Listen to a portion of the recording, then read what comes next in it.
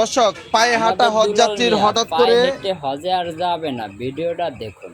আপনি কি থেমে গেছেন? বন্ধ হয়ে গেছে, উনি জি, কিন্তু এখন যাতায়াত এখনকার করবেন। মতো বর্তমান থেমে গেছি আমি। মানে কি জন্য? আমি থেমে গেছি এই রাস্তা দিয়ে যাওয়ার পথে সরকারের একটা উপরেকার কর্মকর্তা আমারে দেখে গাড়িটা ব্রেক দিয়ে আমাকে বলছে তুমি কোথায় যাবে। আমি বললাম যে আমি হজের উদ্দেশ্যে রওনা দিয়েছি। তো বলে যে পায়ে হেঁটে যাবে। আমি বলছিলাম যে জি পায়ে হেঁটে। আমাকে বলছে যে আমি বিমানের টিকিট করে দেই। তা আমি বলছিলাম না, আমি বিমানের টিকিট দিয়ে যাব না, আমি পায়ে হেঁটে ফরজ হজটা করব।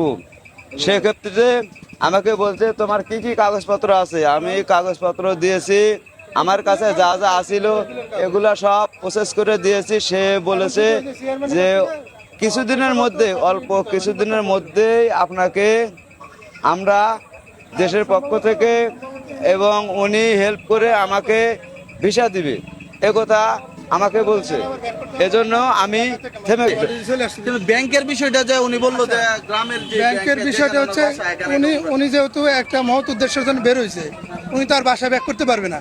ওনার নিজ জেলায় যে কোনো একটা ব্যাংকে থেকে উনি ব্যাংক অ্যাকাউন্ট করবে। উপরে আল্লাহ চাইলে কার ভাগ্যে কি রাখছে একমাত্র উনিই জানে।